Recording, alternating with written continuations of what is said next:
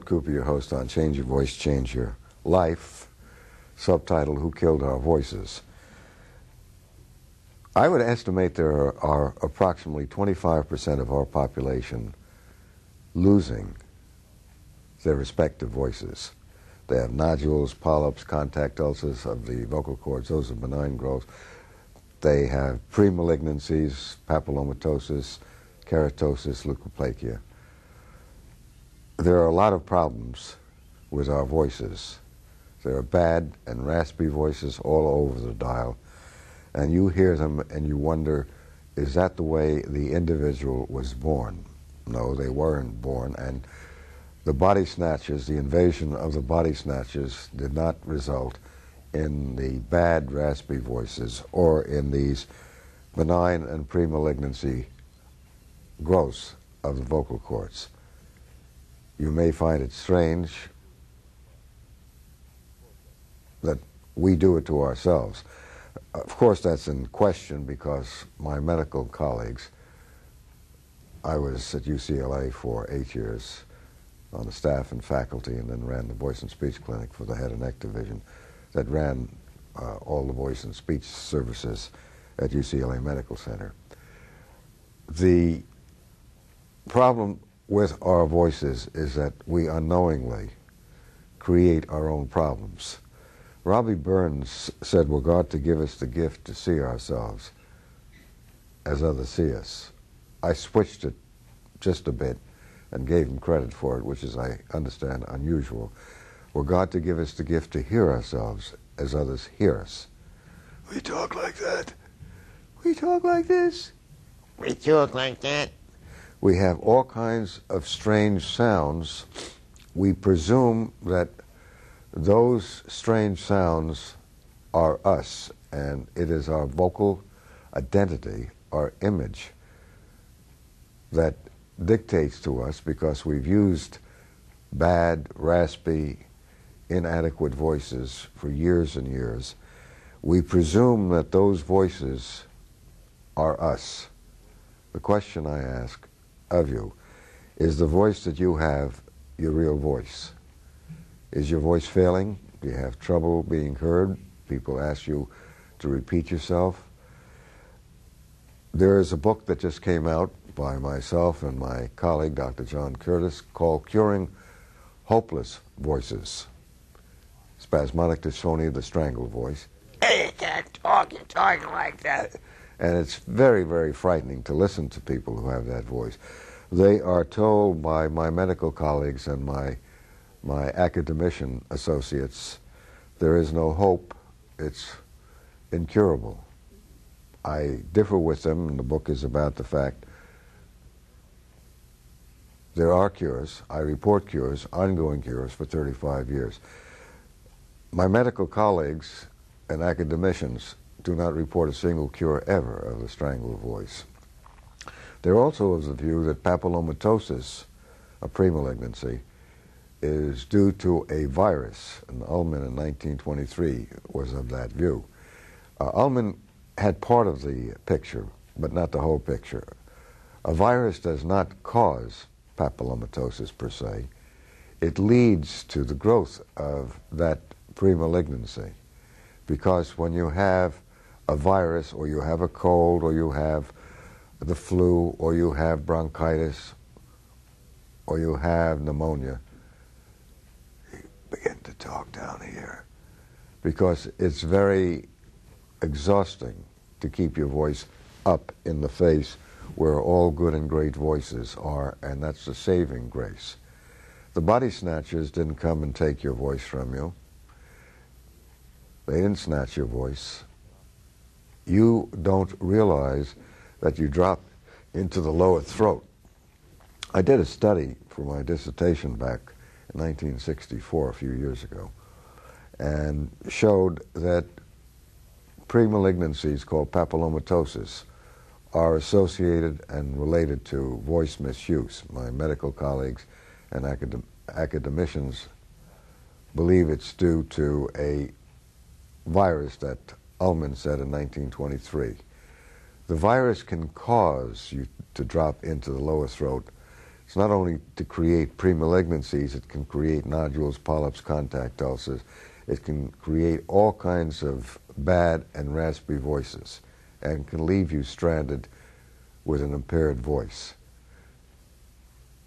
If Steve Krager could put the scream on so you get the idea of what this is all about. Steve, can we have the scream? And if we can't, we'll pick it up in a moment. But the scream says what I have in mind, that we are driving the car with the full brake on. We are driving it in the wrong gear. We're going in reverse. And then we're saying to the mechanic, there's something wrong with the car. If you told that to the mechanic and you had the full brake on and you had it in reverse and said the car doesn't go forward, he would have thoughts about you and concerns about what you're doing. But you will go to doctors, medical doctors, and you will tell them, your voice is not all there. You can't talk. Your throat aches. On the screen, there is a book called Stop Committing Voice Suicide. It's in the library. It's free. And the symptoms of what's happening to your voice are on the front page, the cover.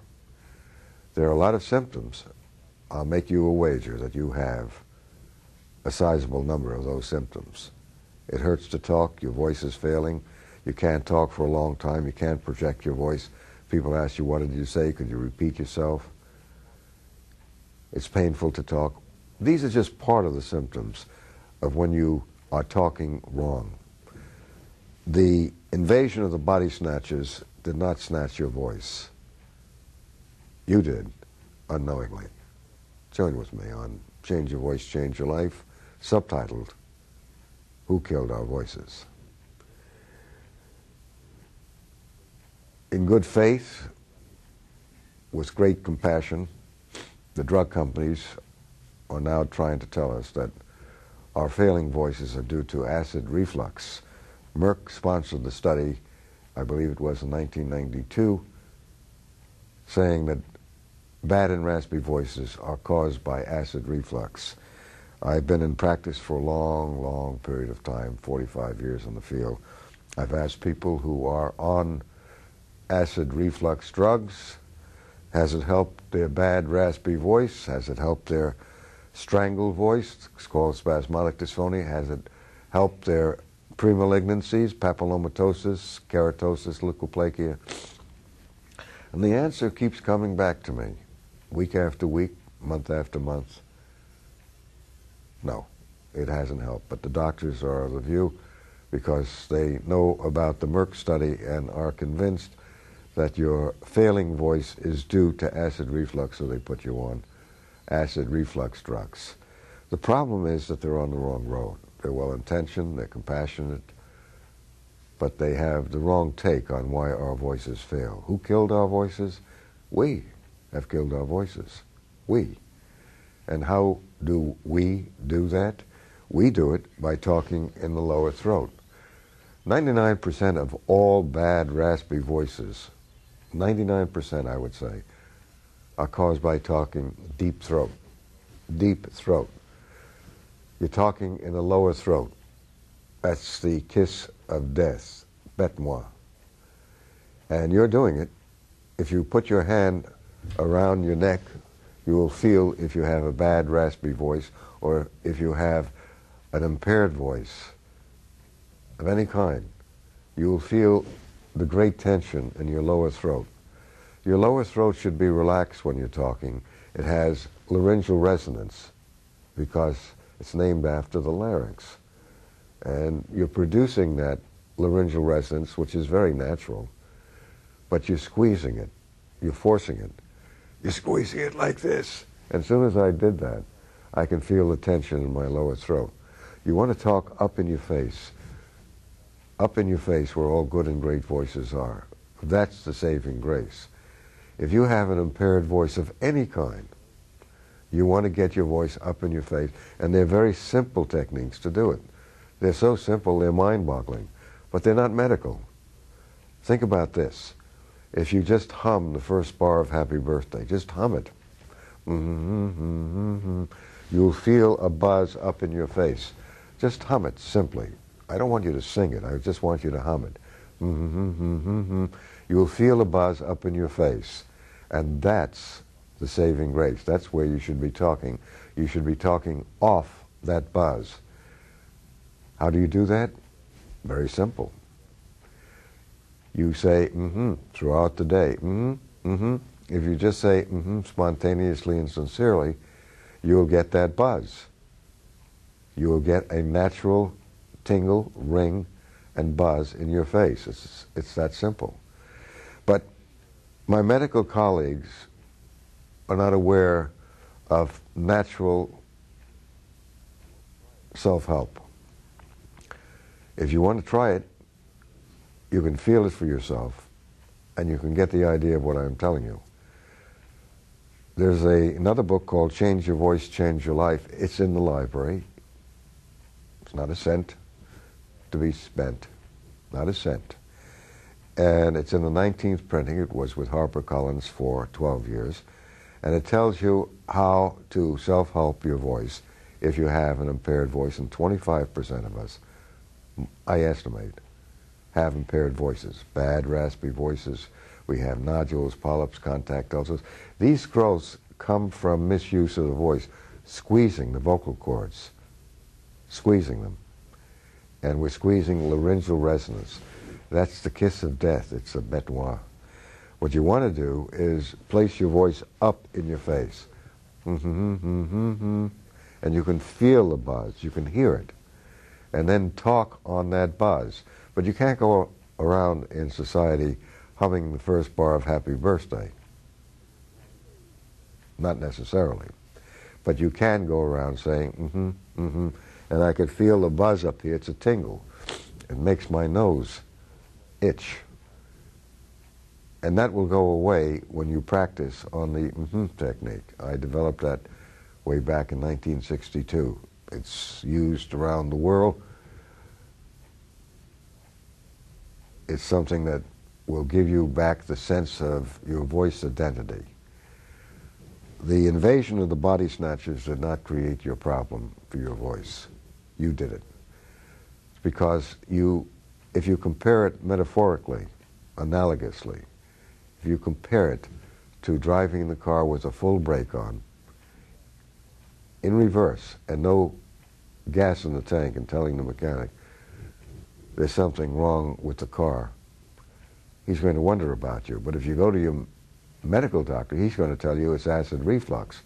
I think that's a very strange concept. But as I mentioned before, Merck is a very powerful drug company, and they have come out with a study which says that bad, raspy voices and strangled voices, called spasmodic dysphonia, are due to acid reflux. I disagree with them. There's another answer to it, and it's a very simple one.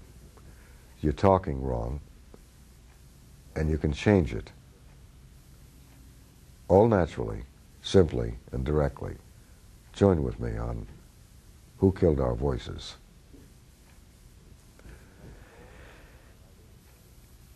If you have a cold or bronchitis, or you have the flu or pneumonia, any of these conditions can bring your voice down into the lower throat. And you can feel your voice failing and giving out, and it's very effortful to use your voice when you talk in the lower throat. People can't hear you. They don't understand what you're saying. They ask you to repeat yourself.